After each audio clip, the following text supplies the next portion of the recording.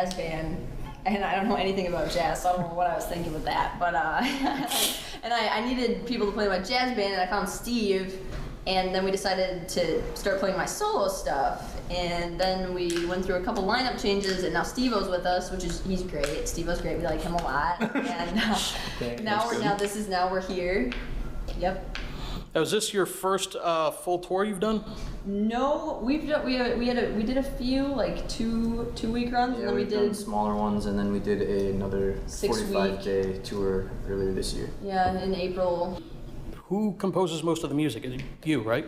Yep, I write all the music, and somehow I've convinced other people to play the things that I've written and to travel around the country with me doing that.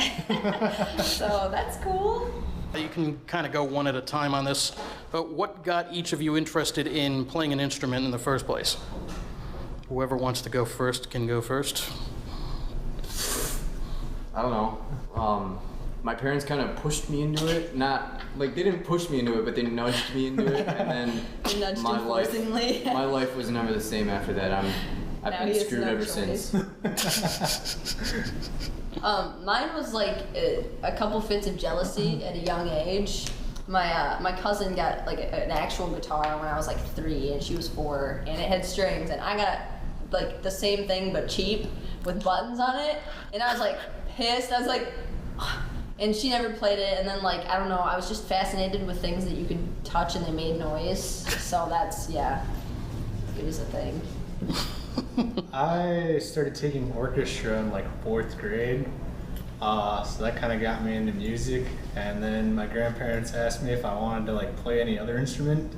I told them I wanted to play drums, and they said that wasn't allowed. So I decided to just play guitar. Nice. Yeah. All right. Sweet. I guess this question would be mainly for you, Sarah. But can you tell us a little bit about the making of the most recent album? Actually, Steve is really involved in this one too. Both of us are. I wrote the whole thing in a very small, like 10 by 10 space that I pretty much lived in for the entire winter, and we wrote it in a couple months, and I was just sitting there and I would record things all the time, and Steve would be he would just give me the thumbs up or the thumbs down. He'd be like, no, that sucks.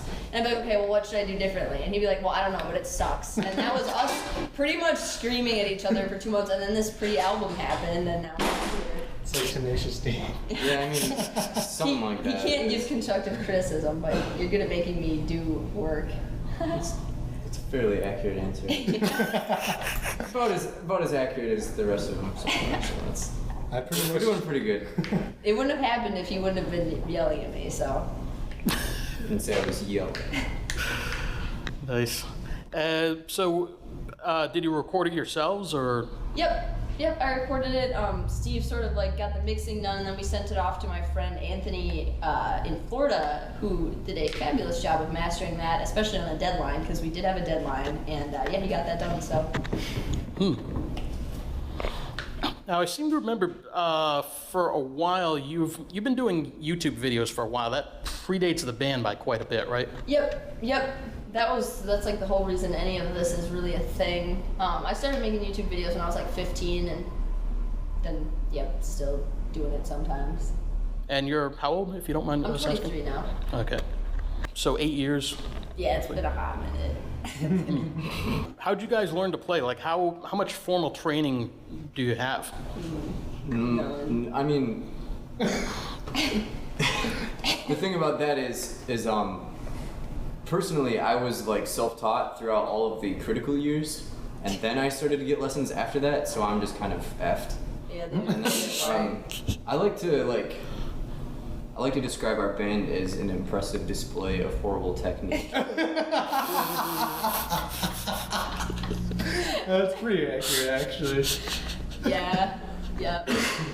I had a guitar teacher, but I hate people telling me what to do. So like I hate being taught. Me too. So it was a lot of just like, I'm gonna do whatever I want to do, and that's what happened. Yeah, we just kind of like flail our limbs and whatever comes out, man. I took lessons for about 10 years and pretty much have nothing to show for it.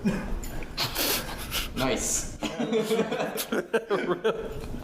I was really stubborn. I didn't like. I was showing stuff, and then I was like, yeah, I could do that, and I'd like practice it, and then like I'd go back to the lesson like a week later, and I still wouldn't be able to play it.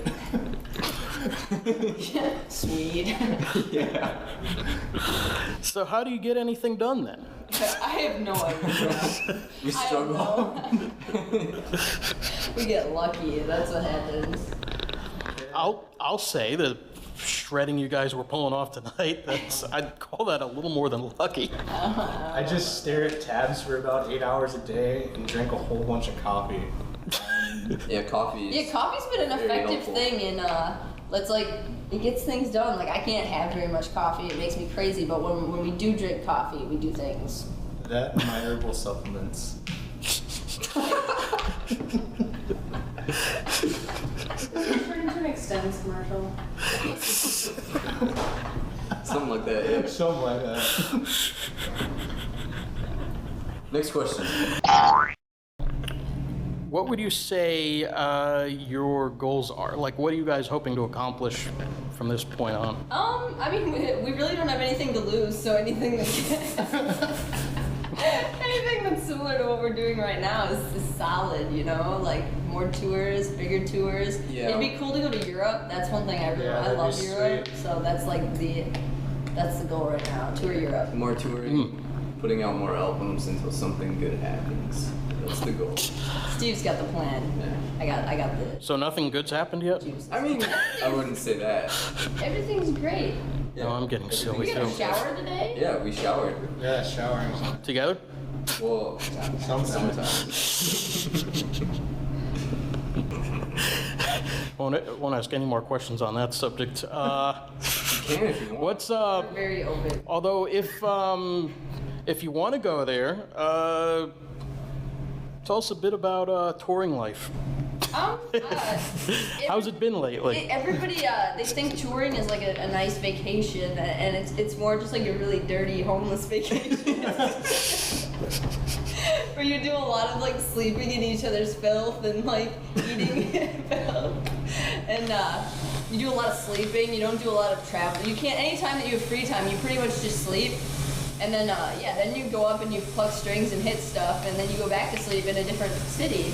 And then you do it again for like months on end.